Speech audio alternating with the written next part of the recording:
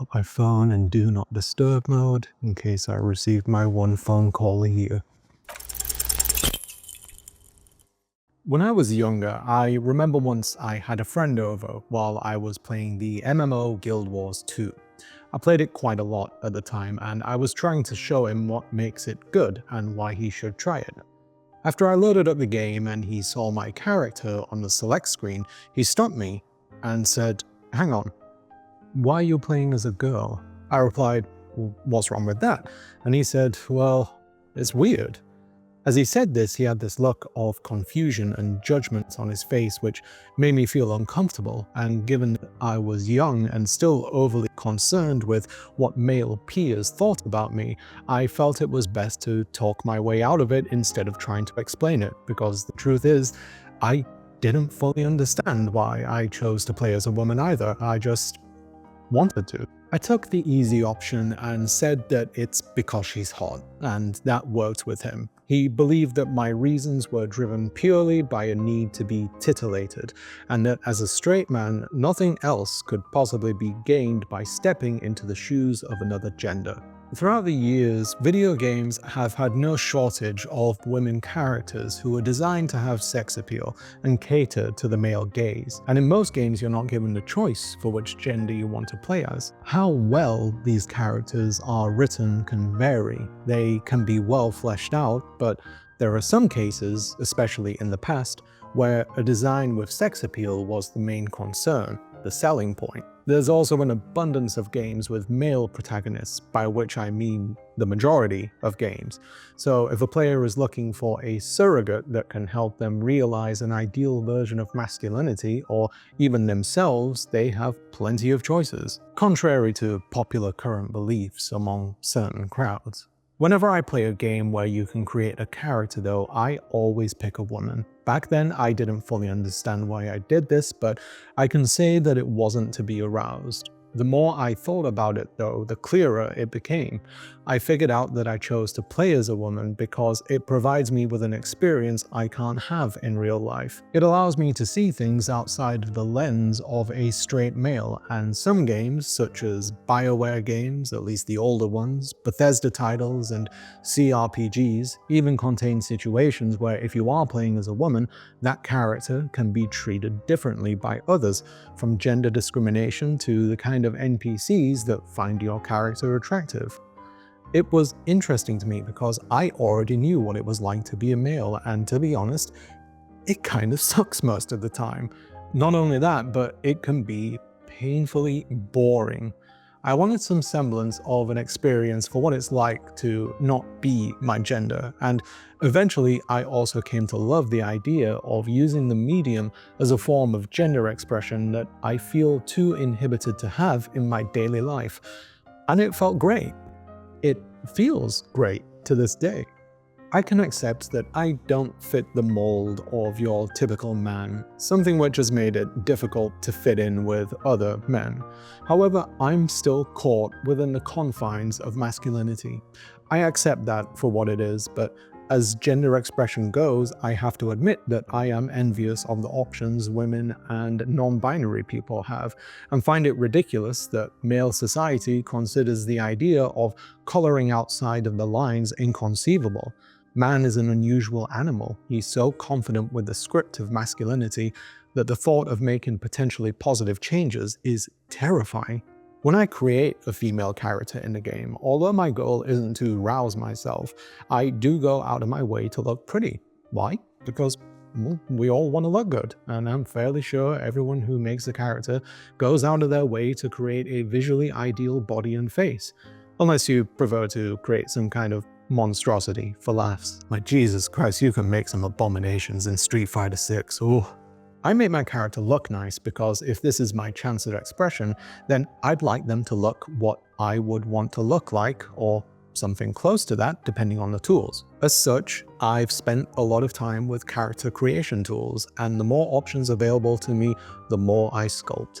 The size of the brow, the angle of the nose tip, the spacing between the eyes, iris color, limbal ring size, hair coloring, it all gets tweaked until I see someone that I wouldn't mind being, whether that's in Cyberpunk 2077, Dragon's Dogma 2, Monster Hunter, or Final Fantasy XIV, where I've spent the most time with a custom-made character. In the past, I've spoken about this when I discussed how masculinity can be a prison, and there's quite a lot of overlap between that and this subject. But one of the most confining aspects of being a man for me is how we can express ourselves through clothing, accessories, or even makeup. I'd say the two biggest reasons why I've never gone too deep with expressing myself through feminine coded methods are the fact that I don't think that many of them would look good on me, but there's also the fear of being judged by other people.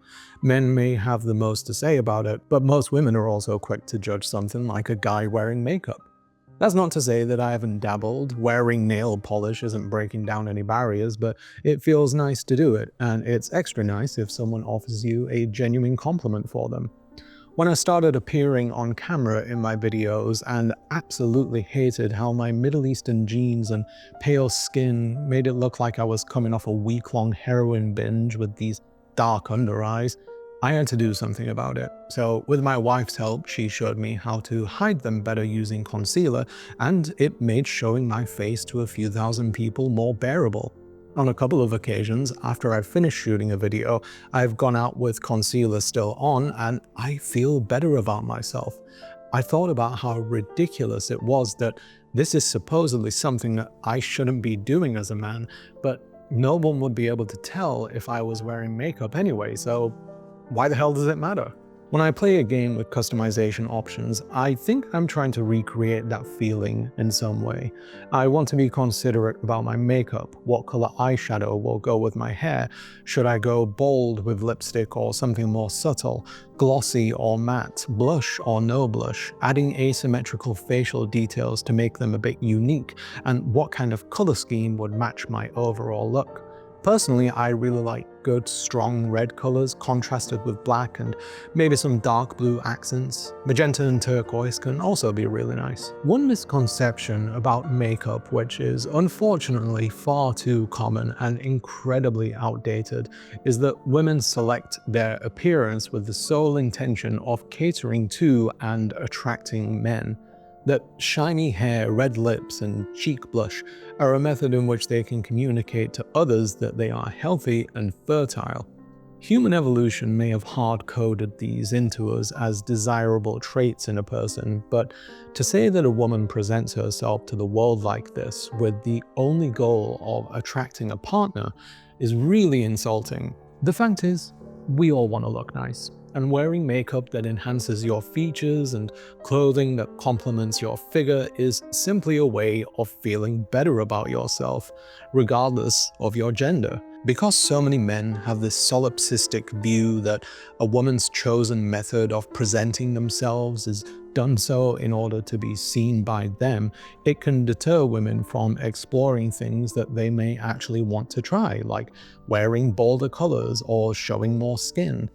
Thankfully, I've never been of the mindset that women dress themselves up so they can be seen by me, and there's two reasons for that. One was that my mum told me when I was very young that it's wrong to do that, and two was that whenever I made a woman character in a game, I didn't once consider whether my choices would attract other players. I just wanted to look nice and feel good about myself. It's the joy of expression, and it's a shame that something like that is undermined by old-fashioned creeps in the real world. One recent game that I've gotten into which caters to my desire to play around with clothing and makeup is the open-world free-to-play adventure game Nikki. To keep it brief, the game is about a stylist that enters another world where clothing has the power to bestow abilities, whether it's being able to fire gusts of wind, float, glide, fish, catch bugs, groom animals, or even be an electrician. That Yeah, that last one's a little bit out of place, but hey, it's a stable job with a solid income. Why not? One of the unique selling points of Infinity Nikki, though, is that you can play dress up. Nikki is the player's model and their surrogate, and you get to choose what she gets to wear from hundreds of items of clothing and a wide selection of makeup and accessories. Once you like your look, you can also pose for some pictures while using the game's robust photography mode, like these ones that I took. I can't say I'm a great photographer, but it's fun. Now, due to my own policy, I can't recommend that you play Infinity Nikki because, as a rule, I do not promote games or apps with gambling features, or gacha games as they're commonly known as. Infinity Nikki is a free-to-play game, and one of the ways it brings in revenue is by potentially paying to get a currency which allows you to roll for new outfits, many of which are some of the nicest in the game. Most are earnable simply through playing the game, but they're not guaranteed and require a good amount of luck. Infinity Nikki and its concept of playing dress up has spoken to me though. I like being able to play around with the clothing I have, create different looks, and to decide on whether I want my Nikki to look cool, cute, or elegant. Figuring out which makeup would go well with an outfit and which hairstyle would complete the look. It's fun, and my wife, who also plays the game, is always interested in what I can come up with. She also tells me that I have a good eye for style, which is nice to hear when you consider it's not something that I'm able to do in the real world with myself, but I'd be lying if I said that there aren't times which I would like to. Having this outlet for expression fulfills a need which I didn't know that I had until I entered adulthood, and was reaffirmed by people who complimented the choices I made with my character's appearance. It spilled over into my actual life in some ways as well, since women friends and my wife have asked for my suggestions when they go shopping for clothes. What really stings, though, is that despite being given all this flexibility and recognition in the virtual world where I can present as female, in reality I still have to exist within the confines of masculinity. And as my love for dressing up and creating characters has grown, I've grown more resentful of being limited with my actual options. I've mentioned this before, but the choices that men have for expressing themselves are painfully boring. Obviously, no one is saying that a man can't go around wearing makeup and a sundress, but the rules of masculinity are often left unspoken out of politeness, and men are reminded of them through being ostracized by judgmental glares, accusations, and insults. Let's take a quick look at the clothing options for men. Off the top of my head, there's button-down shirts, t-shirts, sweaters, hoodies, cardigans, vests, and tank tops for the upper body. For the lower body, there's pants, shorts, and that's it. Maybe a kilt if you're feeling fancy. But yeah, pants and shorts. What a selection. The pinnacle of menswear has to be the suit. A two-piece if you wanted to keep it simple, or a three-piece if you want to be a little bit fancy. This simple combination of trousers, a button-down shirt, and a jacket has for decades now been the go-to for men who are looking to feel good about themselves and potentially impress others. A well-made suit gives you a good, strong figure that accentuates masculine features. When well fitted, it can make your legs look longer, give you broader shoulders, and depending on what kind of suit you wear, it can give you a casual look, a professional look, or somewhere in between. Suits are one of the few outfits that men wear that offer some level of expression and even some rules depending on your body type or what look you're trying to achieve. Don't want to look too rigid? Then go for a single-breasted jacket with 2 buttons, 3 at most, but always leave the bottom button undone. When you sit down, you undo the buttons. When you stand back up, you do them back up.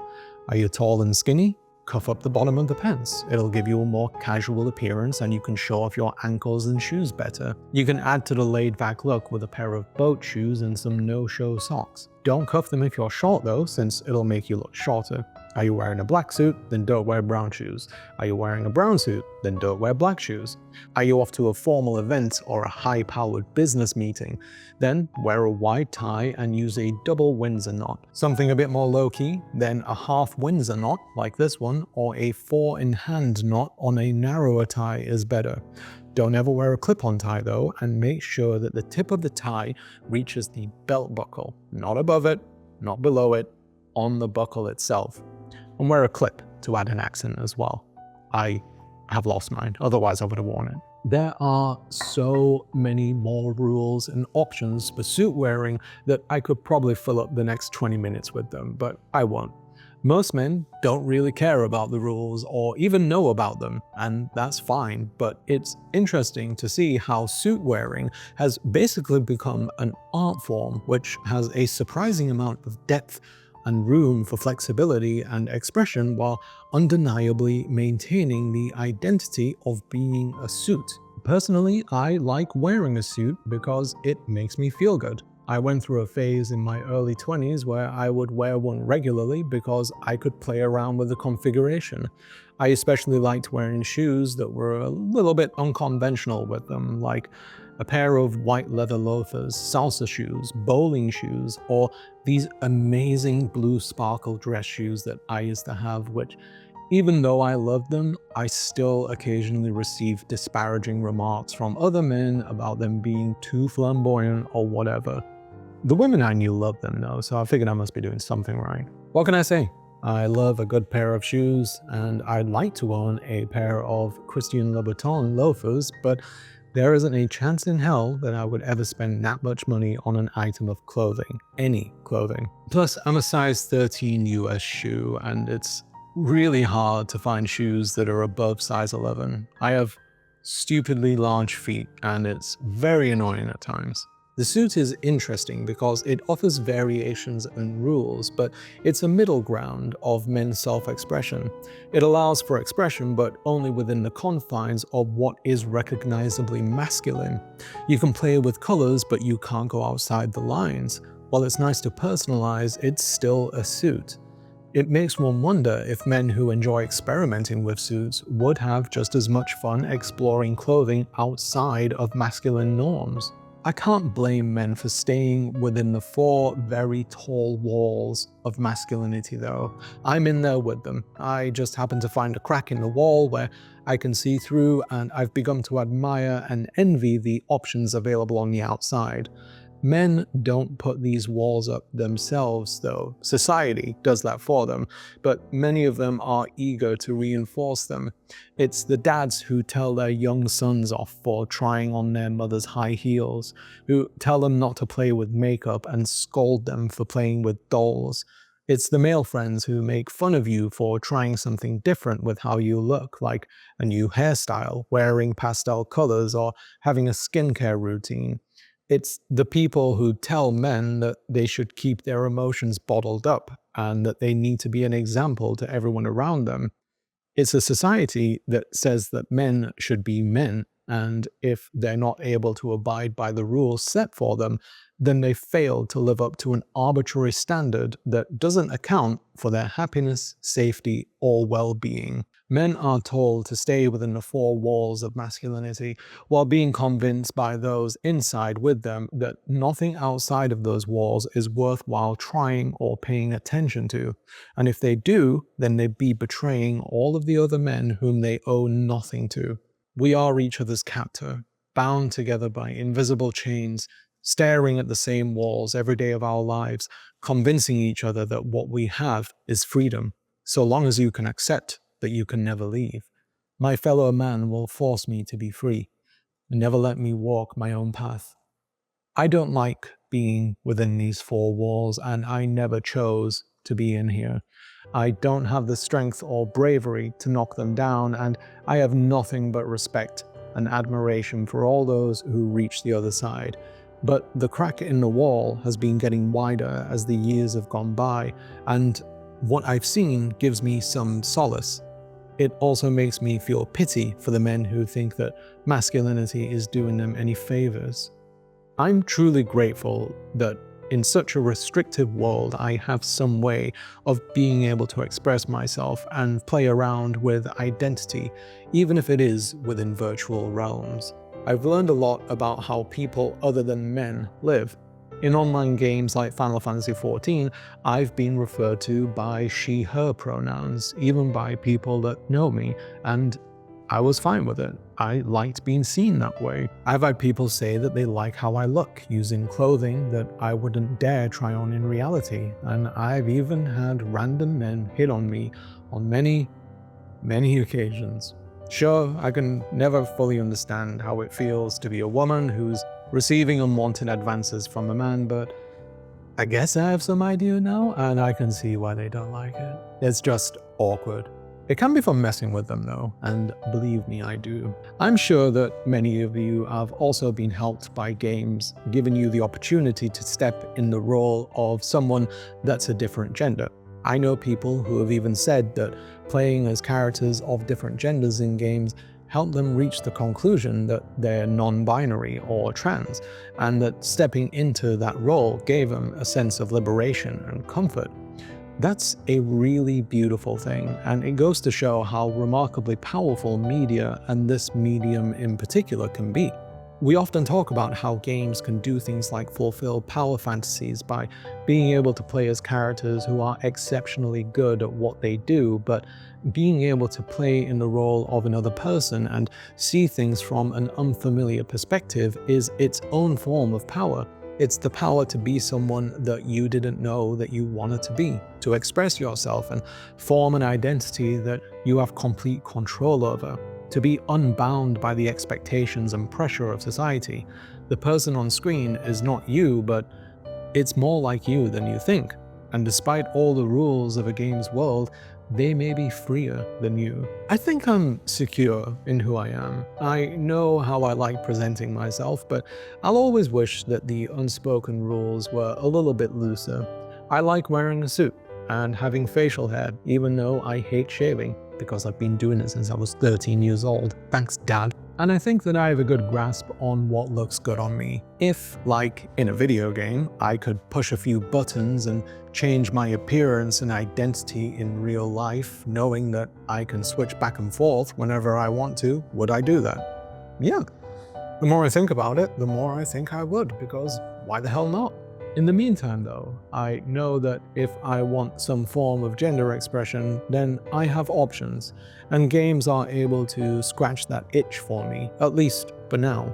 I appreciate being able to be seen and interacted with as a woman in games. I like dressing up characters like Nikki, or trying to find my ideal face and body type in games like Dragon's Dogma 2 or Monster Hunter Wilds. I like that I can do some modeling with the character that I've spent thousands of hours with in Final Fantasy XIV, striking a pose, trying on different outfits and hairstyles, and just trying to express a mood that I'm feeling today. Being able to express oneself is part of being human being. It's why we have language, spoken or otherwise. It's something that closes the gaps between us and allows us to be understood and seen. It's awful when you can't do those things, and it's made worse when you're told that you shouldn't simply because you're not supposed to, and that people will judge you if you do express yourself. I really hope that you're all able to find your own method of expression if you haven't already yet, and I hope that no one judges you for it. If what I've spoken about in this video has resonated with you in some ways, or if you've had similar experiences, then please feel free to share them in the comments, because I would really love to see what you have to say. In the meantime, be the you that you want to be, and if you don't know what that is yet, then try out some new things. You might be pleasantly surprised. Take care. And if you want to talk about this some more, then I stream live on Twitch every week at twitch.tv/jsalari, the link's below. But otherwise, I'll see you around next time. Bye-bye. Thank you for watching. If you enjoyed the video, then like, subscribe, comment, etc. That's not a request, by the way, because if you don't, then I'll tell James what you did in his bathroom. Yeah, bet you thought you could get away with that one.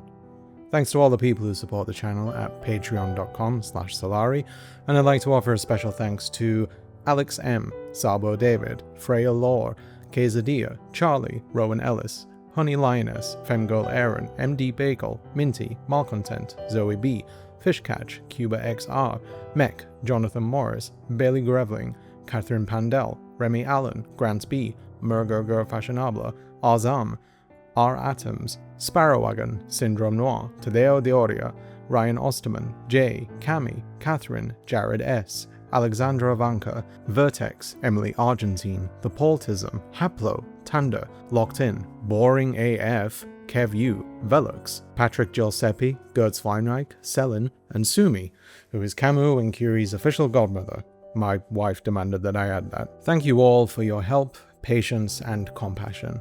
If you'd like to help as well, please visit the link in the description, where you can also join my Discord and follow me on Twitch, where I stream every week.